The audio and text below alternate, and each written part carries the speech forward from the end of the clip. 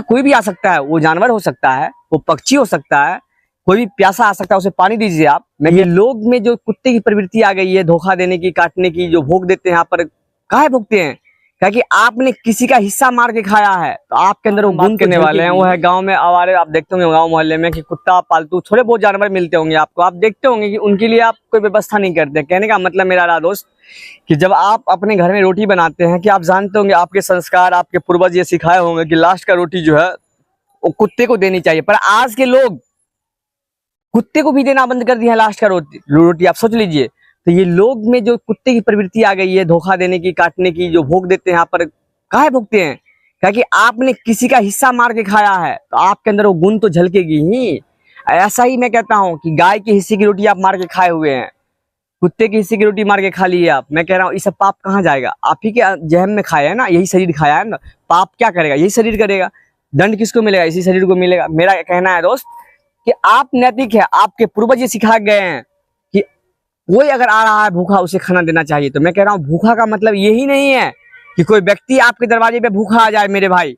नहीं, भूखा कोई भी आ सकता है, वो जानवर हो सकता है, वो पक्षी हो सकता है, कोई भी प्यासा आ सकता है, उसे पानी दीजिए आप। मैं कह रहा हूँ पानी का मतलब पानी है, प्यास मारना है। मैं कहता हूँ जो व्यक्ति सच में समझ गया परमात्मा को, मैं कहता हूँ पानी में प्यास में जब होता है, प्यास जब मरता है, उसमें वो परमात्मा का झलक पाता है कि पानी के रूप में वो भी बन के आए थे। मैं कह रहा हूँ परमात्मा कोई अलग चीज नहीं है, वो कण कण में, कभी आपके भोजन के रूप में गए, कभी खाना के रूप में गए, कभी पानी के रूप में गए। मैं कह रहा हूँ वही तो जिला रहे हैं। दिस इज आप सोचिए ना, ऊर्जा क्या है? वही तो शक्ति है।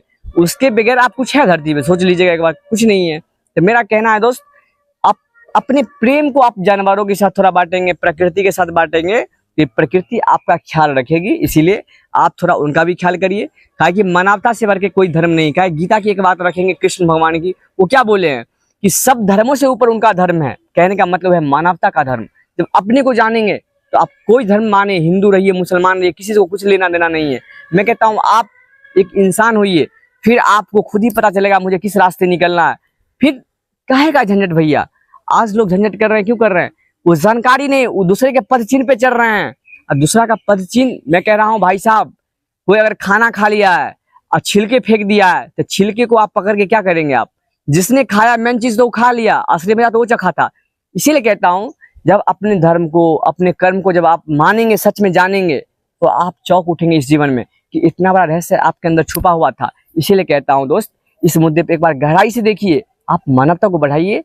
अब मैं कहता हूँ ना, सब कुछ मिलेगा, भरोसा रखिए। आपको आनंद आपके पास आएगा, सब कुछ आपके पास चल के आएगा यूं ही। क्या कि दुनिया में आनंद के प्रेमी सब कुछ है। देखिए अब मैं कहता हूँ ना, जानवर पे आजमाइए आप थोड़ा बहुत कुत्ते से प्रेम करके देखिए। मैं कहता हूँ कुत्ता आपके लिए इंतजार करेगा जब भी आप आएंगे उस एरिए से। मैं कहता हूँ इंसान इंतजार नहीं करेगा, आप चले जाएगा। कहीं क्यों? उसे लगेगा रात हो गया है, बहुत टाइम ले रहा, पर वो जानवर आपके लिए ख्याल किया है।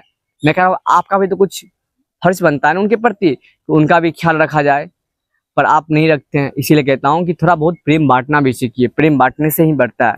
धन्यवाद।